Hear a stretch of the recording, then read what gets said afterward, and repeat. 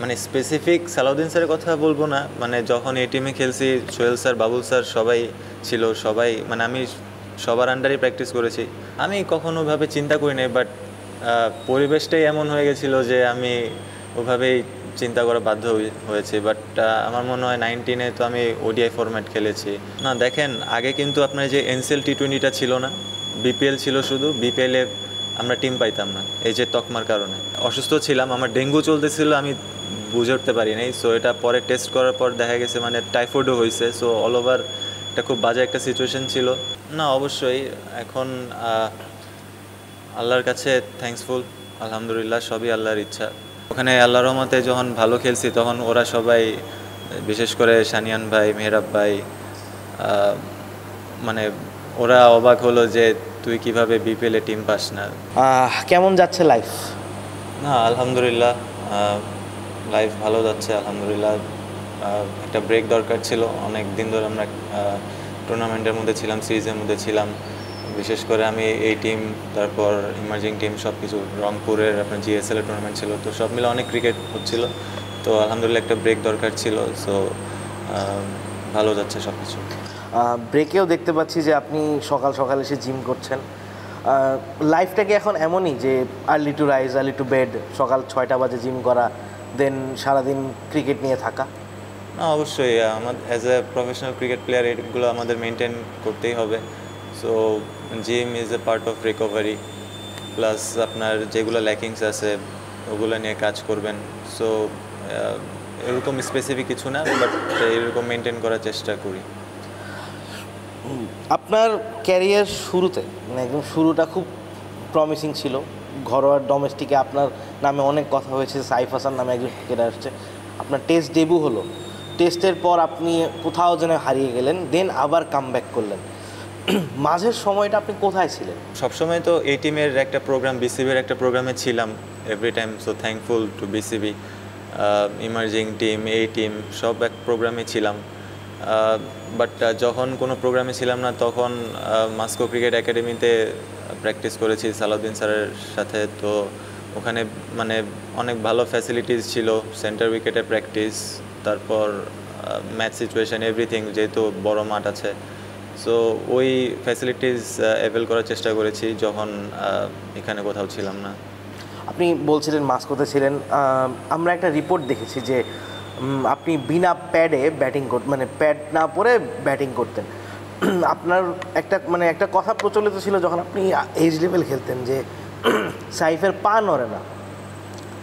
এবং আপনি কয়েক জায়গায় বলেছেন যে সালাউদ্দিন ভাইয়ের কারণে আপনার লেগ সাইডের ক্রিকেটটা অনেক ইমপ্রুভ হয়েছে। আমি একটু আপনার লেগ সাইডে ইমপ্রুভমেন্টের জার্নিটা শুনতে যাচ্ছি, মানে কীভাবে কোত্থেকে শুরু হলো এবং সালাউদ্দিন ভাইয়ের এই আইডিয়াটা কোত্থেকে আসলো যে আপনাকে প্যাড ছাড়া ব্যাটিং করানো? মানে স্পেসিফিক সালাউদ্দিন স্যারের কথা বলবো না, মানে যখন এই টিমে খেলছি সোহেল স্যার, বাবুল স্যার সবাই ছিল, সবাই মানে আমি সবার আন্ডারেই প্র্যাকটিস করেছি মোরলেস। বাট ওই কথাটা বললাম, যখন কোথাও ছিলাম না তখন যখন সালাউদ্দিন স্যারের কাছে গেছি তখন স্যার বলল যে মানে আমাকে জিজ্ঞেস করলো কী প্রবলেম তোমার। আমি বলছি অনেক কিছু, বাট উনি বললো যে আমার মনে হয় তো সব কিছু ঠিক আছে, ফাউন্ডেশনটা, বেসটা একটু যদি স্ট্রং করা যায়, ইনিশিয়াল মুভমেন্ট আর পায়ের যদি আমরা একটু কাজ করতে পারি তাহলে অনেকটা ইজি হবে, যেহেতু অফ সাইড আমি স্ট্রং। সো বলার অবভিয়াসলি যদি অফ সাইড স্ট্রং থাকলে পাই টার্গেট করবে। তখন বেশ কিছু বল, ধরেন 10টা বল খেললে 2-3টা বল প্যাডেই লাগতো। সো পরে স্যার আলাদা পা নিয়ে কাজ করছে স্পেসিফিক্যালি। পা নিয়ে কাজ করার আগে যদি আরেকটা কথা বলি, সাইফ আপনি কি নিজেকে মনে করেন আপনি টেস্ট ক্রিকেটার ছিলেন যখন আপনার ডেবিউ হয়? আমি কখনোভাবে চিন্তা করি নাই, বাট পরিবেশটাই এমন হয়ে গেছিলো যে আমি ওভাবেই চিন্তা করা বাধ্য হয়েছে। বাট আমার মনে হয় 19-এ তো আমি ওডিআই ফরম্যাট খেলেছি। সো তারপরে যেসব অপরচুনিটিস পাইছি ম্যাক্সিমাম ছিল ফার্স্ট ক্লাস, বিসিএল, লঙ্গার ভার্সন। তো আমার ওখানে ভালো খেলতে হলে তো আমার ওইভাবেই খেলতে হবে যে সিচুয়েশনটা আসবে। সো বিপিএলেও আমি ওরকম অপরচুনিটি পাই নাই লাস্ট 2-3 বছর যেভাবে কন্টিনিউয়াস সুযোগ পেয়েছি। সো লাস্ট 2-3 বছর আমি নিজেকে প্রুভ করার চেষ্টা করেছি, আল্লাহ তাআলা অনেক সাপোর্ট দিয়েছে। Are thankful to Rangpur team also, তারা আমাকে ব্যাক করেছে যেহেতু ওদের ডোমেস্টিক টিমে পারফর্ম করেছি। So very thankful. সব মিলে আল্লাহর রহমতে লাস্ট যে অপরচুনিটিসগুলো পেয়েছি ওটা অনেক ইম্পর্টেন্ট ছিল।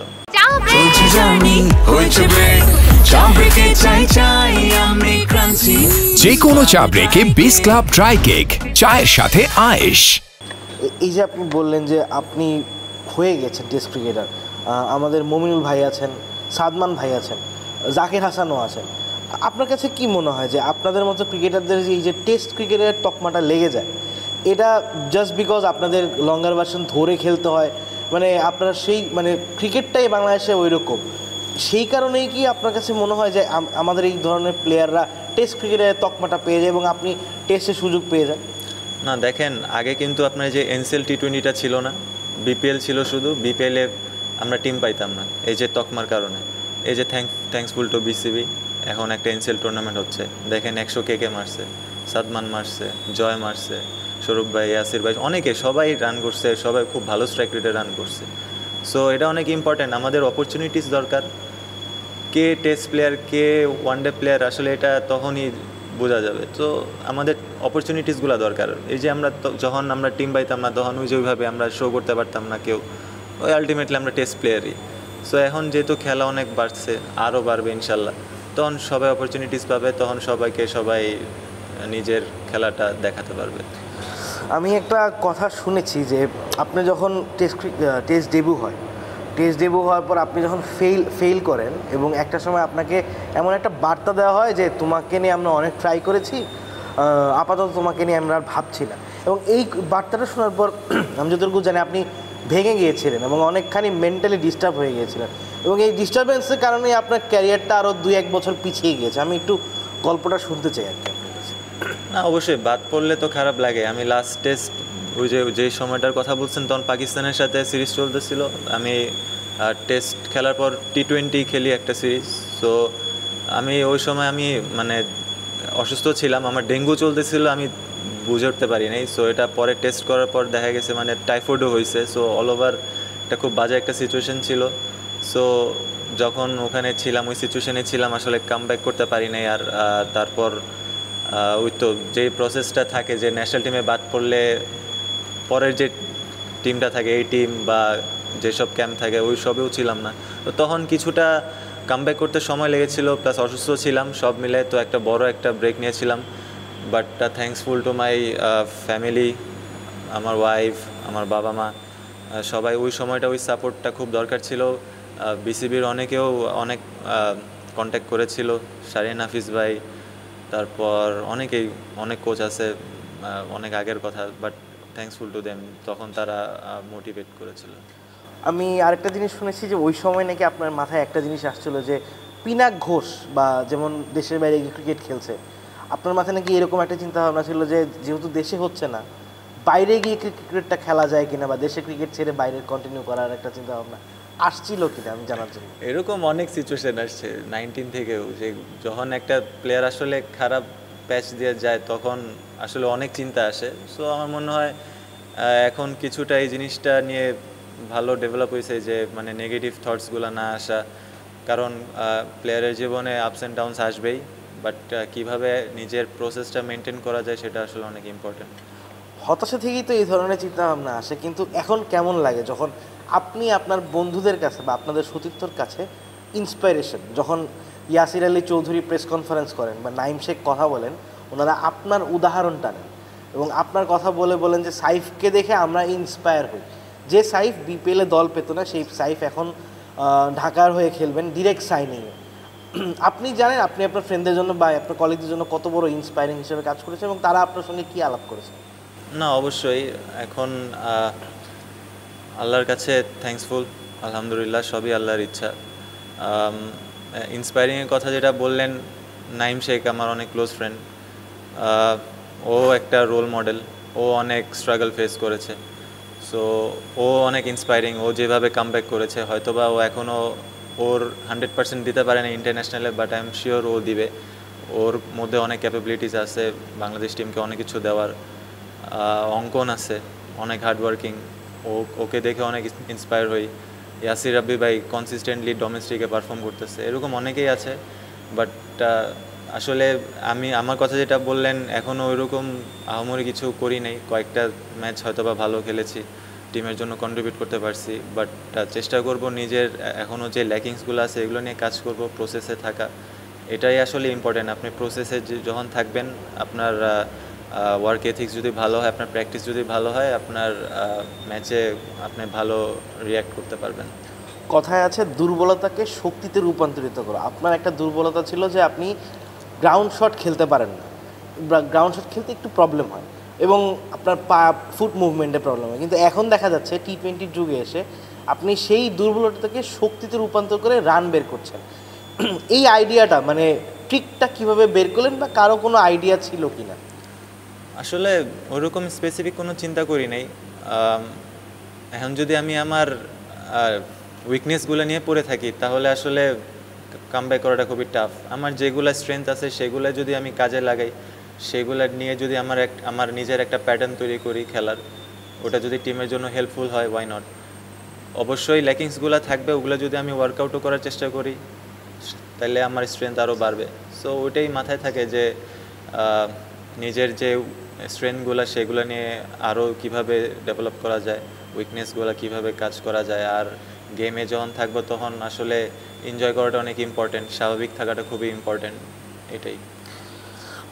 বিপিএলে ডিরেক্ট সাইনিং হবেন এই সিজনে, বা এত দ্রুত, মানে আফটার আ সার্টেন পিরিয়ড, যখন ছিল একটু স্ট্রাগল টাইম ছিল? ওরকম কোনো চিন্তা করি নাই, সবই আল্লাহর ইচ্ছা। যেটা বললাম, যেটা হয়তোবা কপালে ছিল দেখে আসছে, বাট ওইরকমভাবে কোনো দিন আলাদাভাবে চিন্তা করি নি। একটা জিনিস জানতে চাই যে 19 বছর 20 বছরের সাইফ, টেস্ট খেলোয়াড় সাইফ এবং এখনকার সাইফের মধ্যে ডিফারেন্সটা কী? মানে আপনি আপনার ওয়ার্ক এথিক্স চেঞ্জ করেছেন বা কী চেঞ্জ করেছেন যার কারণে এত রেজাল্ট আসছে, একটু জানতে চাচ্ছি যে আপনার চোখে ডিফারেন্সটা কী? না, ওয়ার্ক এথিক্সে ওরকম আহামরি কোনো চেঞ্জ আসে নাই। এখন হয়তোবা কিছুটা খেলাটা বুঝতে পারতেছি। আরেকটা জিনিস, খেলার মধ্যে প্রেশারটা নিতে চাই না, এখন এনজয় করার চেষ্টা করি। আমরা নর্মাল আমরা যখন রাস্তায় খেলি বা ফ্রেন্ডসদের সাথে যেভাবে খেলি, যেভাবে এনজয় করি আমরা ওভাবেই খেলা ট্রাই করি। কারণ ওই অবস্থায় আমরা কিন্তু আমাদের সেরাটা দিতে পারি বা এনজয় করতে পারি। এনজয় করাটা অনেক ইম্পর্টেন্ট ক্রিকেটে। আপনি বেশি প্রেশার নিলে আসলে আপনি আপনার সেরাটা দিতে পারবেন না। আপনি প্রেশার নেন আপনার প্র্যাকটিসে, আপনার ওইভাবে প্র্যাকটিস করেন যাতে আপনার ম্যাচে গেলে আপনার যাতে ইজি হয়, বডিটা সেভাবে রিয়্যাক্ট করে, ইজিলি রিয়্যাক্ট করে। সো আমার মনে হয় এনজয় করাটা অনেক বেশি ইম্পর্টেন্ট। বডি রিয়াক্টের কথা বলছিলেন, ইন্ডিয়া পাকিস্তান 2022 ওই ম্যাচে দেখেছিলেন যে বিরাট কোহলি যে হারিস শ্রফকে মেরেছিল? বিরাট কোহলির ওই শট নিয়ে যতখানি চর্চা হয়েছে বাংলাদেশ ক্রিকেটে, আপনার একটা ফ্লিক শট নিয়ে বা রিস্টের জোরে খেলা একটা শট নিয়ে অনেক বেশি চর্চা হয়েছে। আপনি সোশ্যাল মিডিয়া ফলো করেন এবং ওই শটটা নিয়ে আপনার বন্ধুবান্ধব বা কেউ কিছু বলেছে? খুব কম সোশ্যাল মিডিয়ায়, বাট মানে কেউ কেউ হয়তো বা বলছে শটটার ব্যাপারে, বাট ওইভাবে ওরকম ফলো করি নি। অন দ্যাট মোমেন্ট যখন শটটা খেললেন তখন কি মনে হয়েছে যে বাহ, মানে স্যাটিসফ্যাকশন, বা কী জন্য কী মনে হয়েছে? না, ভালো লাগে লেগ সাইডে যখন একটা, যেমন যখন প্রথম শুরু করছি মানে প্র্যাকটিস করা, যখন ম্যাচে সেটা ইনপুটটা আসে মানে আউটপুটটা আসে, তখন ভালোই লাগতো। যদি সোহেল স্যার থাকতো, ডোমেস্টিকে ধরেন খেলতেছি, ওই শটটা প্র্যাকটিস করছি, মারছি একটা 4 মারছি, সাথে সাথে স্যারকে দেখাইতাম ব্যাট উঁচা করে। তারপর মানে জিনিসটা, আপনি একটা জিনিস নিয়ে কষ্ট করলে ওই জিনিসটা যখন আপনি আউটপুট হবে তখন কিন্তু আপনার ভালো লাগবেই। সো হ্যাঁ, অবশ্যই নিজের ভিতরে অবশ্যই ভালো লাগছিল। আপনাকে লাস্ট সিজনে আমি লিজেন্ডস অফ রূপগঞ্জে দেখেছি এবং এই মাঠেই আমি দেখেছি আপনি বড় ভারী বল দিয়ে প্র্যাকটিস করছেন। আমি শুনেছি আপনি ভারী বল, সফট বল, ছোট ব্যাট সকল কিছু দিয়ে প্র্যাকটিস করেছেন। এটা কি মানে পাওয়ার হিটিংটা বাড়ানোর জন্য বা স্ট্রেংথ বাড়ানোর জন্য, একটু জানতে চাচ্ছিলাম। ভারী বলে আপনার একটু ব্যাট স্পিডটা বাড়ে, ভারী বলে প্র্যাকটিস করলে, ভারী ব্যাট দিয়ে। তখন যখন আপনি হালকা ব্যাট মানে অ্যাজ ইউজুয়াল যেটা নর্মাল ব্যাট আমাদের, এগুলো যখন নেবেন তখন অনেকটা ব্যাট স্পিড বেড়ে যায়। আবার বলটাও তো ভারী বলের থেকে তো হালকা হয়, তখন আপনার পাওয়ারটাও বাড়ে। সো এটা কিছুটা হেল্প করে আপনার ব্যাট সুইংয়ের জন্য। আমি শুনেছি জুলিয়ান রসউডের ব্যাটটা আপনার খুব পছন্দ হয়েছে এবং আপনি ইন্ডিভিজুয়ালি কিনতে চেয়েছিলেন, সেটা পরে বোর্ড থেকে বলা হয়েছে যে আমরাই এনে দিব। এটার স্টোরিটা একটু জানতে চাচ্ছি। সবাই ওই ব্যাটটা সবাই পছন্দ করেছে, মানে যেহেতু মানে ওটাকে প্রো ভেলোসিটি ব্যাট বলে হয়তো বা সবাই পছন্দ করেছে, মেবি বোর্ড আমাদের জন্য ওটা আনার ব্যবস্থা করছে। সাইফ, যখন ন্যাশনাল টিমের কল আপটা পেলেন, কার কাছ থেকে প্রথম শুনেছেন এবং আপনি কি এক্সপেক্ট করছিলেন কি না যে ন্যাশনাল টিমের সেকেন্ড টাইম কল আপটা আসবে after playing so good in domestic cricket? তখন আমি মেবি টপ এন্ড টুর্নামেন্টে ছিলাম অস্ট্রেলিয়ায়, ডারউইনে। পাকিস্তানের সাথে একটা ম্যাচ চলতেছিল, ফার্স্ট ম্যাচ মেবি। তখন কিছুটা হিন্টস পেয়েছিলাম। তারপর আমাদের সিলেক্টর ওখানে ছিলেন, রাজ্জাক ভাই ছিলেন। উনি পরে আমাকে জানায় রাখছিল আর কি যে কল আসতে পারে।